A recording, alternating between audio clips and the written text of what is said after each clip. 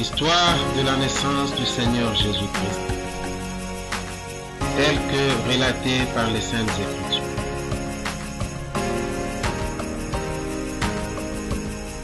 Dans la ville de Nazareth en Galilée,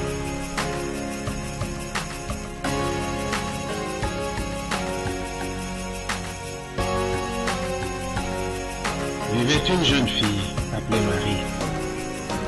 Elle était une jeune fille, comme toutes les autres filles. Mais elle était aussi une jeune fille différente. Elle était particulière. La manière dont elle se comportait, la manière dont elle vivait, tout le monde avait remarqué qu'elle était différente. Le matin, quand elle se réveillait, la première chose qu'elle faisait, c'était de prier, remerciant Dieu de l'avoir gardée toute la nuit, de l'avoir protégée. Elle remerciait Dieu et remettait la journée qui venait de commencer entre les mains de Dieu. Après cela, elle arrangeait son lit, elle apprêtait sa chambre, elle remettait toutes choses à sa place. Elle allait à la source, puiser de l'eau pour les travaux ménagers de la journée. Elle en faisait suffisamment pour tout le monde et pour tous les travaux de la journée.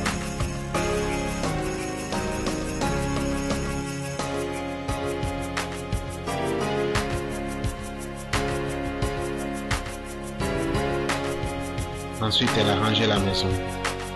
Elle nettoyait, elle préparait, elle lavait la vaisselle,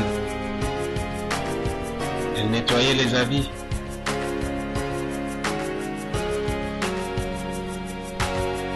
Et après, elle cuisinait pour toute la famille. Elle savait très bien préparer. Toute la ville disait qu'elle était très bonne fille.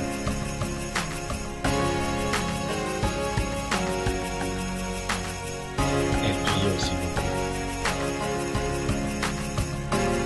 Chaque fois qu'elle allait à l'église et que le pasteur prêchait, elle rentrait à la maison et priait pour que ce que le pasteur a prêché devienne vie en elle. À l'époque, le pasteur prêchait sur la venue du Messie, le Sauveur du monde, et elle priait pour que Dieu lui permette de voir le Messie très. Un jour, pendant qu'elle priait sur ce sujet, quelque chose de spécial se produisait. Dieu exauça sa prière. Un ange, l'ange Gabriel, vint auprès d'elle, envoyé par Dieu.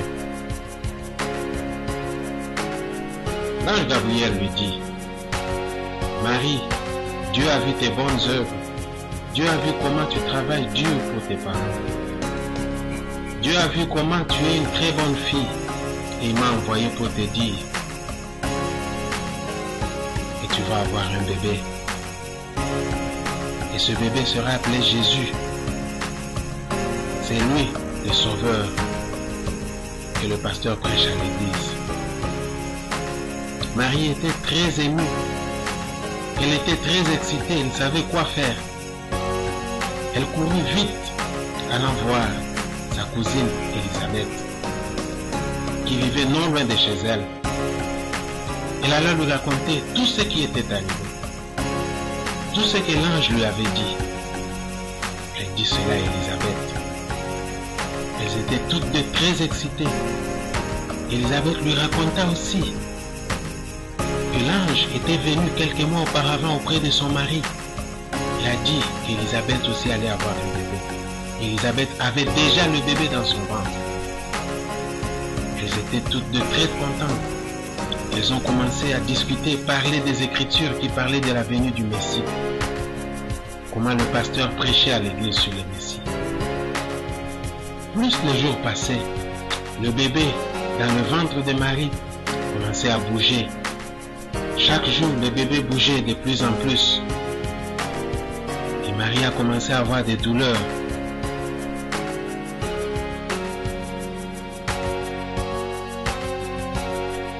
Joseph prit alors Marie.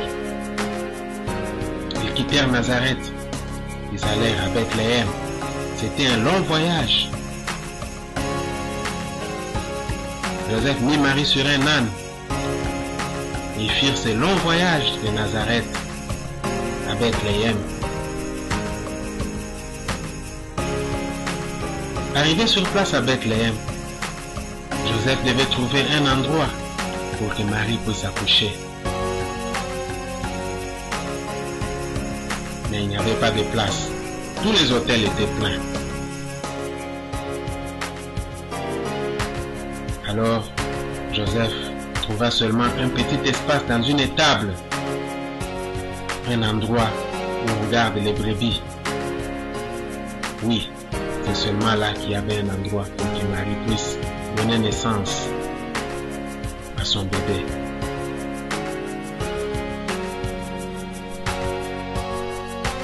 Au milieu de la nuit, ce que Marie attendait arriva. Jésus était né. Le bébé que l'ange avait dit qu'elle allait enfanter arriva. Jésus était né. Marie était très contente. Elle glorifiait Dieu. Joseph aussi se joignit à Marie. Ils étaient tous étonnés.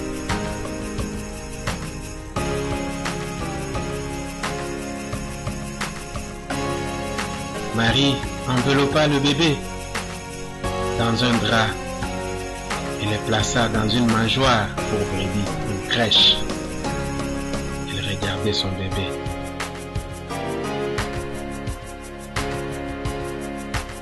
Marie et Joseph contemplaient le bébé.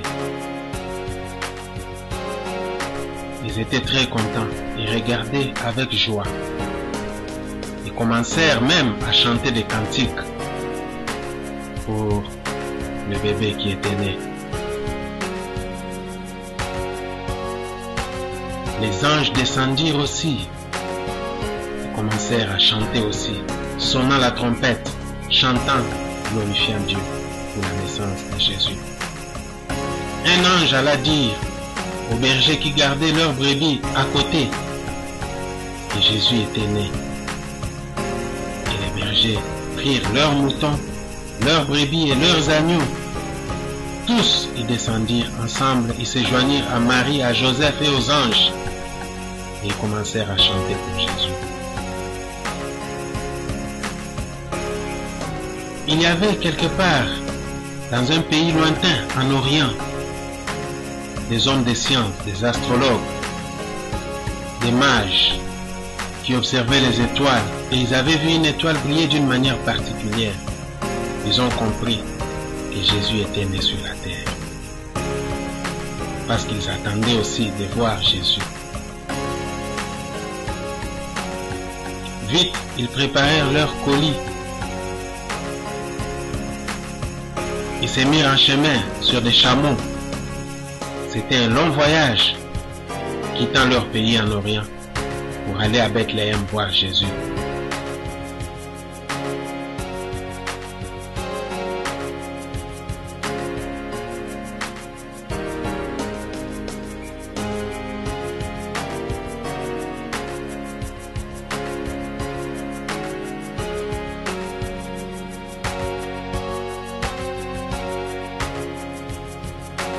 Enfin, ils arrivèrent. Ils étaient très contents. Ils amenèrent chacun un cadeau spécial pour Jésus.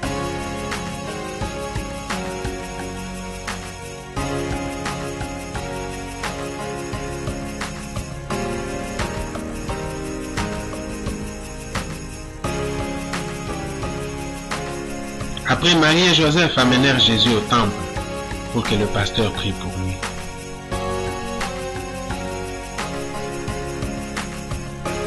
Là, dans le temple, il y avait un homme qui était très âgé, appelé Simeon. Il savait que le Messie devait venir sur la terre. Il avait demandé à Dieu, « Seigneur, permets qu'avant ma mort, mes yeux puissent voir le Messie. » Et quand il avait vu Marie et Joseph amener Jésus, il dit, « Merci Seigneur, tu m'as permis de voir Jésus. Maintenant je peux m'en aller. Maintenant je peux mourir. » Il pria pour Jésus et il rentra chez lui, remerciant Dieu de l'avoir permis de voir Jésus.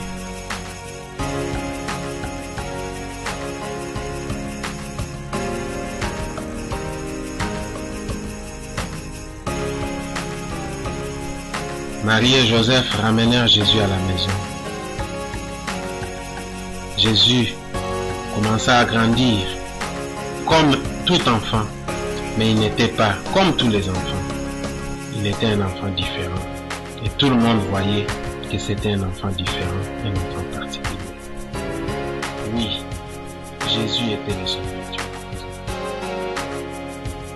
Toi aussi, demande à Dieu, Seigneur, aide-moi à être un bon enfant, comme Jésus.